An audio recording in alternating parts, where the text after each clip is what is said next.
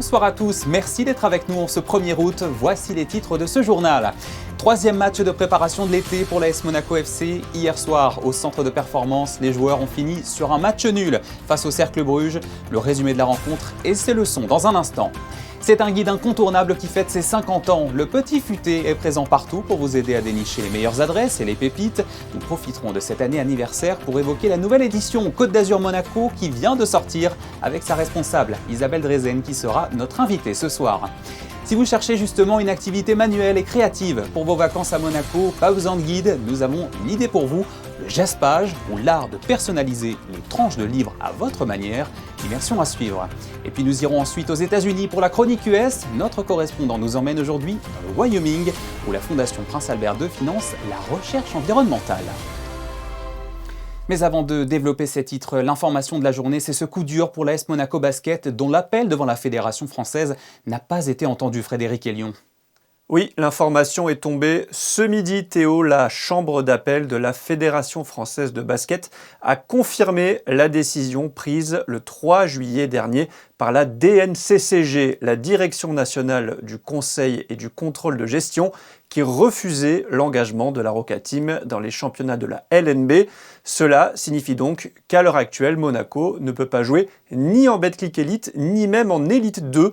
Dans un communiqué, la Fédération française de basket indique que le club n'a pas été en mesure de produire les documents sollicités dans les délais impartis. Le potentiel repreneur, Jamal Mashburn, n'a donc pas apporté les garanties bancaires nécessaires pour valider son projet de reprise. L'AS Monaco Basket a encore la possibilité de faire appel auprès du CNOSF dans un délai maximum de 15 jours et côté principauté, dans une dépêche de nos confrères de l'AFP, le gouvernement, je cite, regrette qu'à ce jour, aucun projet de reprise de l'AS Monaco Basketball n'ait pu aboutir, malgré tous les efforts consentis par la principauté pour libérer le club de ses dettes. Nous restons prêts à examiner toute nouvelle proposition qui permettrait de garantir l'avenir sportif du club et de son équipe élite. Tous les espoirs sont encore permis, Théo, mais les jours sont comptés. Merci Frédéric pour toutes ces précisions. L'AS Monaco Basket a donc 15 jours à compter d'aujourd'hui pour faire appel auprès du Comité national olympique et sportif français. Nous y serons attentifs. Autre information tombée plus tard dans la journée, en cyclisme cette fois, le monégasque Victor Langelotti quitte Net Compagnie Ineos pour s'engager avec XDS Astana, et ce, en cours de saison. Le transfert est immédiat, il prend effet aujourd'hui même, ce qui permettra aux coureurs de participer au Tour de Pologne 2026, dont le grand départ sera donné dès ce lundi. Il portera ainsi pour la première fois son nouveau maillot rouge et blanc de champion national en compétition. Joli comeback pour lui après d'excellents résultats l'année dernière sur cette même épreuve de Pologne. Victor Langelotti poursuivra ensuite toute la saison 2027 avec Astana. Et on referme cette page de sport avec du football. Monaco disputait son 3e match de préparation de l'été hier soir au centre de performance de la Turbie. Après une victoire 5-2 face à Saint-Priest, puis une défaite 2-0 face au Sporting Portugal, les joueurs de Felipe Luis ont fait match nul hier, 2 buts partout, face au Cercle Bruges. Alors quels enseignements peut-on tirer de ce match? Éléments de réponse avec Frédéric Hélion et Marie-FB. 4 périodes de 30 minutes, 2 heures de jeu et plus d'une vingtaine de joueurs utilisés. Le nouvel entraîneur Felipe Luis a procédé à une large revue d'effectifs vendredi soir face au Cercle Bruges pour le 3e match de préparation de l'été. Monaco est encore en rodage et ça s'est vu lors des 60 premières minutes de jeu. Sous le regard de Paul Pogba et Ansu Fati en phase de reprise, l'équipe des titulaires, avec les recrues Nazinho, Détourbé, Assab, a peiné à se montrer dangereux. Les Monégasques ont la possession, mais ça manque de rythme et de vitesse. Bruges défend bien et fait mal en contre-attaque avec des transitions rapides, à l'image de l'ouverture du score de Steven Goura à la 16e. Monaco va encaisser un 2e but avant la réduction de l'écart signé Golovin en embuscade sur une frappe de Biret. Après 1 heure de jeu, 2-1 pour les Belges. Pour les 60 dernières minutes, Felipe Luis change toute son équipe avec le seul Dayer en joueur expérimenté pour encadrer les jeunes. Une jeunesse monégasque qui a montré de belles choses et égalisée par l'intermédiaire de Paris Brunner à la 90e. De partout, score final pour ce troisième match de préparation. It's important that the players have minutes to improve the physical part. They all get almost 60 minutes. Vandy 30 and Stan 45. So I think they are improving on physical part now. Far from the best physical shape, but they're getting there. The game was really hard. They were really close, and we struggled to get into their defense. It's a little bit lack of the attacking the space in the first half, and we try to force a lot of passes inside, and they get the ball out in the counter-attack and do a lot of damage on us. But that's really important this game, especially because on the league is going to be games like this, so we learn about it and try to correct for the next ones. Et rendez-vous jeudi prochain à 20h pour le premier match de la saison au Stade Louis II, la 4e rencontre amicale de l'été face à Retafe. Cette année, le célèbre guide touristique Petit Futé fête ses 50 ans, un demi-siècle déjà à dénicher les bonnes adresses, les expériences insolites et les coups de cœur qui nous font voyager avec originalité. Et justement, une nouvelle édition Côte d'Azur Monaco 2026-2027 vient de paraître. Des ruelles de Menton aux plages de Cannes, en passant bien sûr par la Principauté, le guide promet de faire découvrir la région au-delà des clichés avec ses incontournables mais aussi ses pépites plus secrètes. Pour en parler, nous recevons la responsable des éditions du Petit Futé. Bonsoir Isabelle Drezen. Bonsoir. Merci d'avoir accepté notre invitation ce soir sur Monaco Info. Le guide fête donc, je le disais, ses 50 ans. Comment expliquez-vous qu'un guide papier, né en 1976, reste encore aujourd'hui une référence à l'heure où ce sont plutôt les réseaux sociaux ou les guides en ligne qui ont la cote ? Oui, parce qu'on est toujours là, parce qu'on a gardé toujours ce petit côté rusé et malin, et on est sur le terrain. Et le Petit Futé, grâce à ses éditeurs, en fait, a toujours essayé d'être dans la tendance depuis le début de l'évolution en fait du numérique. Donc c'est pour ça qu'on est toujours là et toujours à la mode.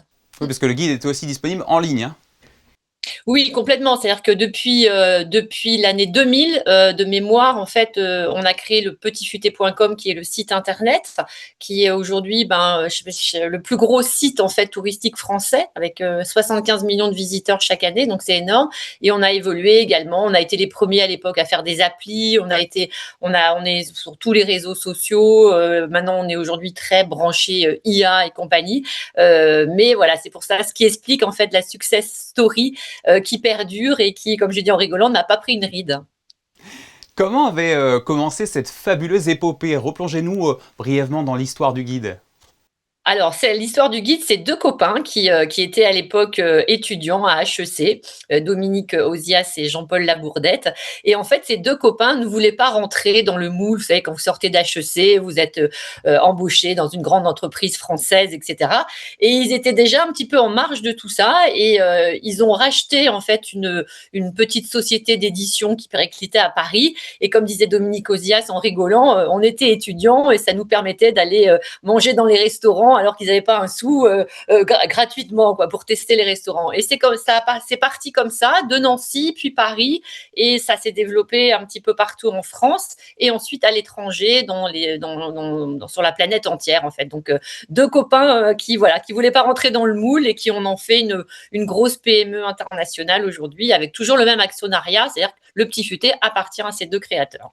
C'est une belle histoire. Cette nouvelle édition couvre un territoire immense, de Cannes à Menton, en passant par Nice, l'arrière-pays et Monaco.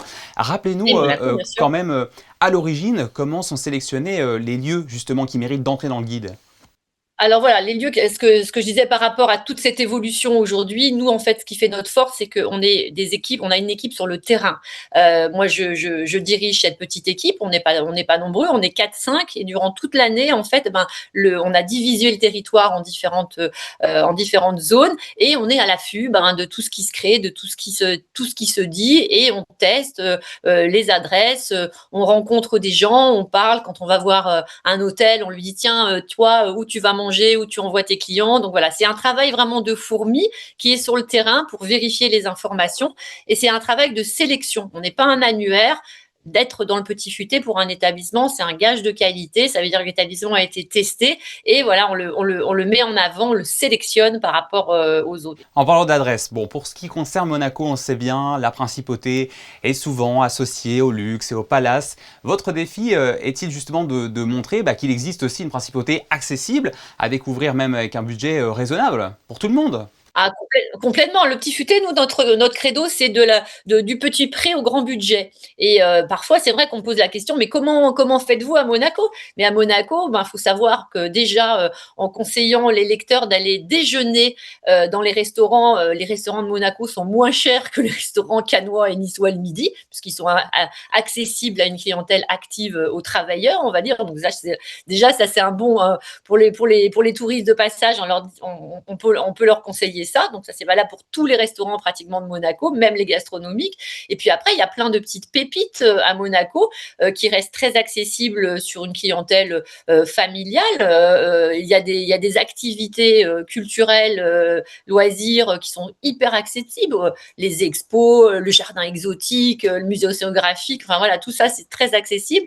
Et puis, il y a des petites pépites de restaurants complètement hors des sentiers battus, un peu insolites. Je ne sais pas si je peux en citer 2 ou 3. Moi, j'ai des coups de cœur, par exemple, les perles de Monaco à Fontvieille. Il faut vraiment savoir quand on arrive à Monaco que ça existe, mais c'est comme une petite cabane bretonne qui fait des huîtres à Monaco.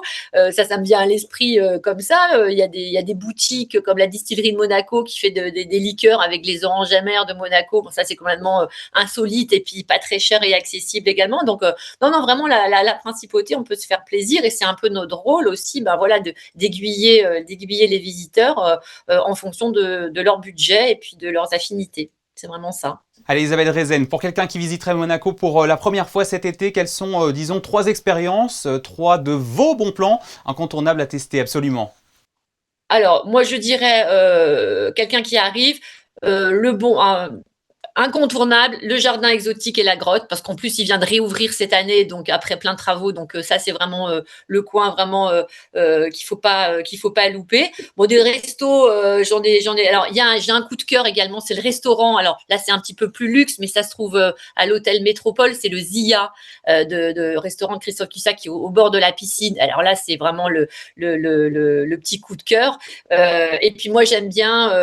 Alors, s'il faut citer un endroit un petit peu aussi incroyable, c'est le bar en fait du Monte Carlo Bay, le Blue Bay, pour aller boire un petit à la Golden Hour, aller prendre un petit apéro face à la mer. Voilà, ça fait partie du trio gagnant et j'en ai cité quelques-uns également. Mais voilà un petit peu. Donc, et le Petit Futé, on dit toujours en rigolant, on a une petite accroche, c'est qu'on dit toujours à nos lecteurs partez curieux et revenez conquis grâce au Petit Futé, quelle que soit la destination. C'est une très très bonne formule. C'est un peu notre voilà, c'est une bonne formule et voilà, j'espère que quand ils ont le Petit Futé en main, c'est l'effet escompté. Un bon credo. Merci beaucoup Isabelle Rezen, responsable d'édition au Petit Merci Futé, de nous avoir replongé dans l'épopée de ce guide incontournable et de nous avoir vendu les quelques adresses de la nouvelle édition Côte d'Azur Monaco 2026-2027 qu'on recommande évidemment. Merci à vous.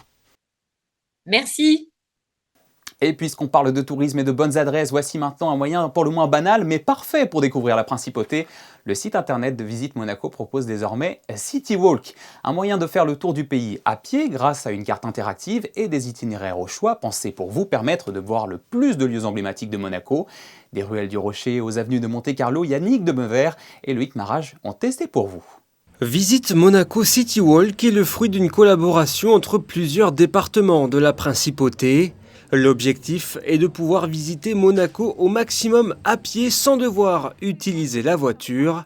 C'est une aide qui s'ajoute à plusieurs autres dispositifs déjà pensés pour faciliter la mobilité à Monaco. De toutes les enquêtes que nous faisons, il ressort une difficulté à utiliser les ascenseurs notamment et les escalators pour les touristes parce que ça n'est pas d'usage dans beaucoup d'autres villes. Rentrer dans un immeuble, prendre un ascenseur public, ça n'est pas du tout naturel. Et donc nous avons identifié un manque de visibilité de ces cheminements pour les touristes. C'est ce qui a été complété. Et rien de mieux que d'essayer un itinéraire pour comprendre la facilité de déplacement qu'offre Visite Monaco City Walk. Donc là, Amélia, on est sous le panneau de l'itinéraire pour aller au Larvoto, c'est ça? Oui, exactement. Alors quand on est un visiteur à Monaco, qu'on soit hébergé dans un hôtel puis c'est de la famille, on peut découvrir donc la principauté à pied. Donc on a ces panneaux qui sont disposés en ville un petit peu partout. On a une centaine de panneaux que la direction de l'aménagement urbain a disposés les dernières semaines. Et donc pour retrouver plus de détails sur cet itinéraire qu'on a choisi aujourd'hui, on peut soit scanner le QR code sur le plan, Ok. voilà, ici, Ouais. soit aller directement sur le site dédié citywalk.visitemonaco.com sur lequel on va retrouver les parkings recommandés, les itinéraires que nous avons sélectionnés avec nos équipes à la direction du tourisme, avec les points d'intérêt qui sont cliquables et qui vont à chaque fois renvoyer vers le site Visite Monaco. C'est traduit en 10 langues et sur lequel on pourra retrouver beaucoup plus d'informations sur chaque point d'intérêt. Donc là, Amélia, on est sur un point clé de l'itinéraire. Tout à fait, on arrive sur le célèbre virage en épingle du circuit de Monaco. On peut voir avec le décor naturel derrière. Ouais. Et on voit encore d'ailleurs les aménagements pour les 3 grands prix qui ont eu lieu cette année entre le mois d'avril et le mois de juin. Donc un point touristique important de notre itinéraire. Exactement. Allez, bon bah on continue alors, direction la plage.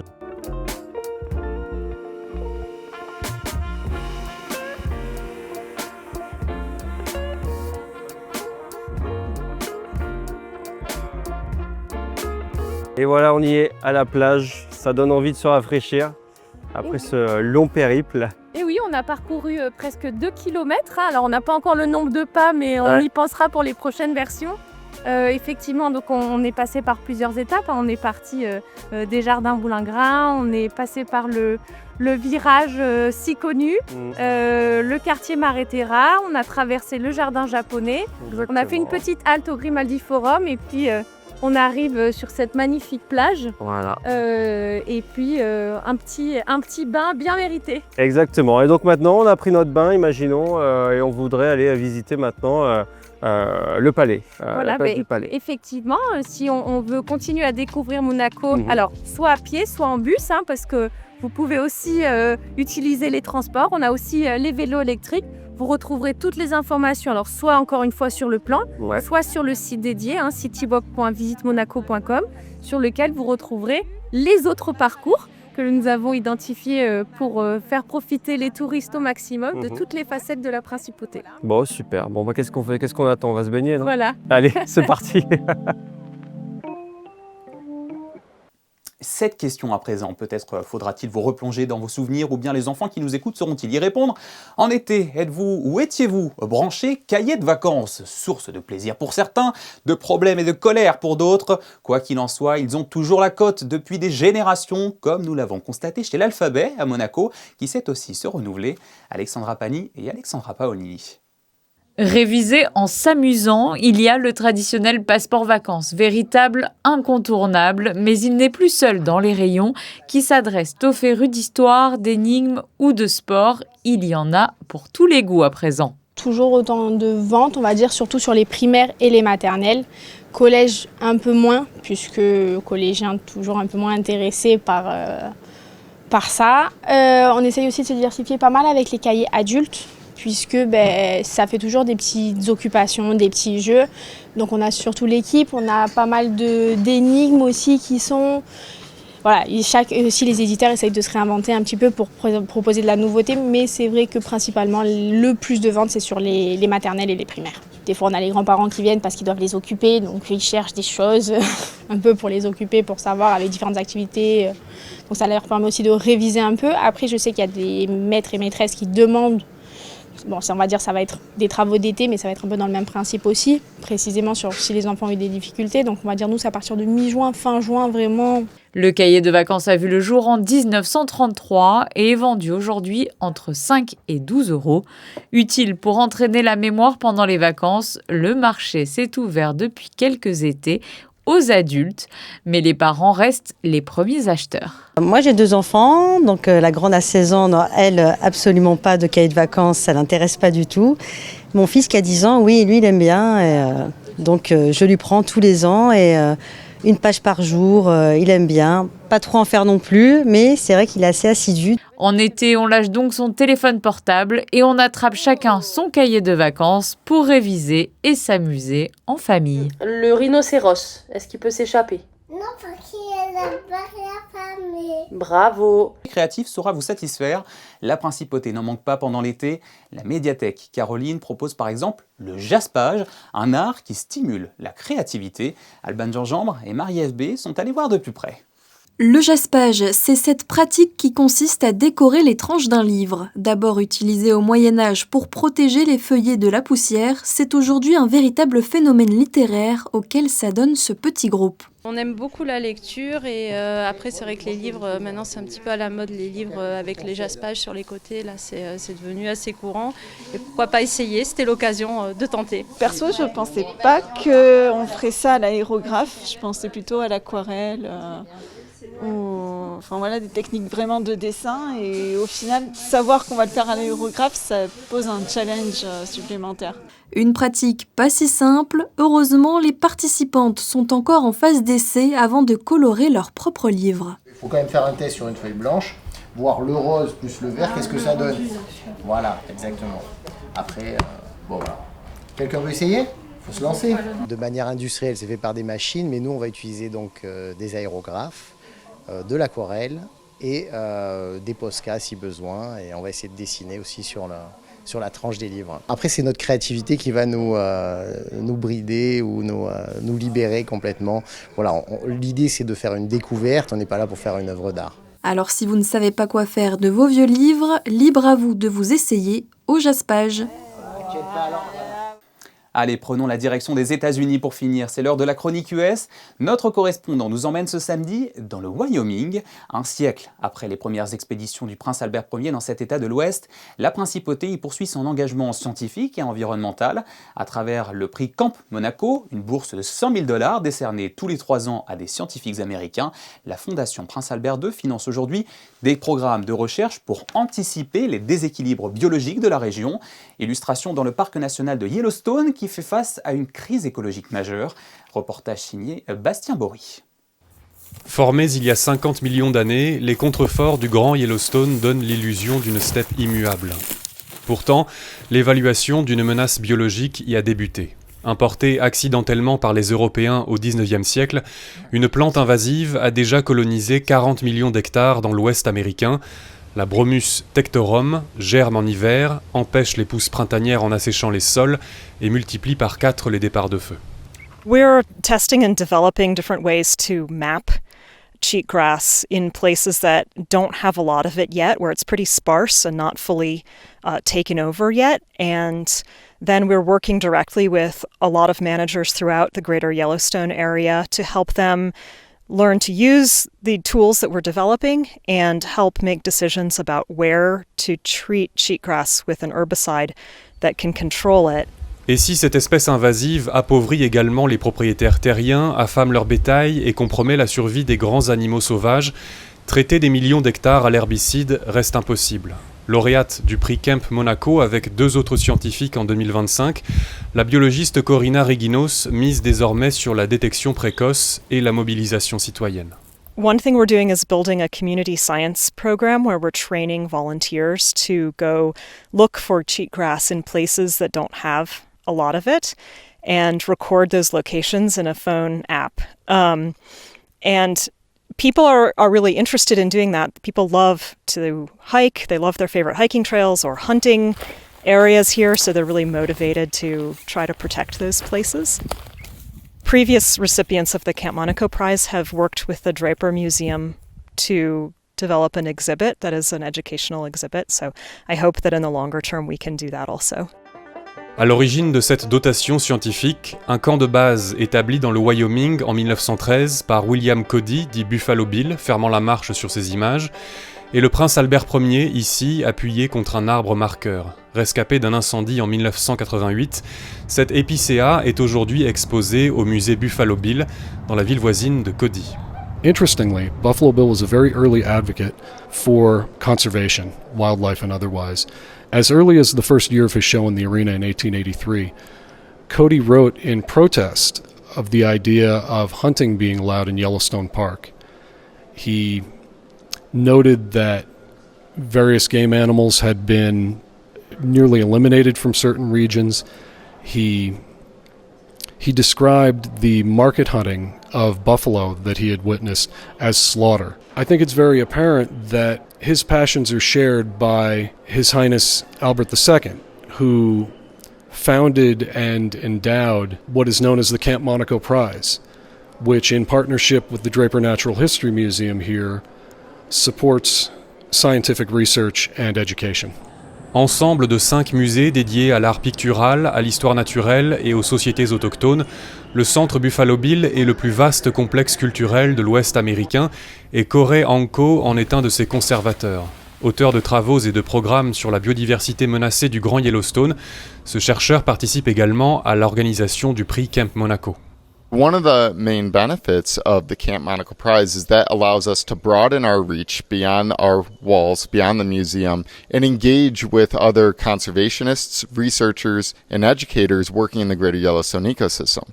So that helps us to form partnerships, not only with these different research entities, but to deepen our engagement with the Monaco Foundation, but to also help promote and provide a platform through the museum to help share the research and the outreach of those efforts. De couleur ocre et terre de sienne depuis une mutation atmosphérique survenue il y a 230 millions d'années, ce panorama rappelle qu'il peut être aussi le produit de changements climatiques inévitables. Mais aujourd'hui, la température y augmente 2 fois plus vite que la moyenne américaine. Couplé à l'expansion urbaine, ce réchauffement obstrue les couloirs de migration de la faune sauvage. What that means is it's a biodiversity hotspot, and you have such a wide variety of different species, everything from plants, insects, amphibians, mammals, etc., that may only exist or thrive in a certain kind of range. Maybe that's an elevation gradient, maybe that's a specific habitat type. And so those ranges have different thresholds, and if it gets too hot, too cold, too little water, too much snow for too long of a time, the sensitivity of that range, it can be threatened. And so those different organisms may have a lower tolerance to adapt to quickly changing environments. La propagation des plantes invasives n'est ainsi qu'un des symptômes d'une vulnérabilité plus globale qui touche également l'Amérique du Sud, l'Australie, l'Asie centrale et le sud de l'Afrique. The techniques that we're developing for mapping change and spread at kind of the early stages of invasion, and the techniques for fighting those invasive grasses at the early stages of invasion are applicable to drylands throughout the world wherever there's a problem of invasive annual grasses. So I think that this work will help inform the fight against those grasses in other places and try to prevent them from becoming a problem like cheatgrass has become such a problem in the western US. À la fois inflammable et prompte à renaître, la Bromus tectorum est souvent la seule survivante des incendies, créant des monocultures stériles. Pour briser ce cycle, la cartographie numérique permet désormais d'isoler et de préserver les espaces encore indemnes. Et c'est sur ces images que se referme ce journal. Merci à vous de l'avoir suivi. Dans un court instant, vous retrouverez Frédéric Elion pour vos prévisions météo de demain. Je vous laisse comme chaque soir en images avec un best-of des meilleures photos de nos photographes sur le thème de l'amitié entre filles dans le sport et dans les défis. Excellente soirée à tous et à demain, 18h30.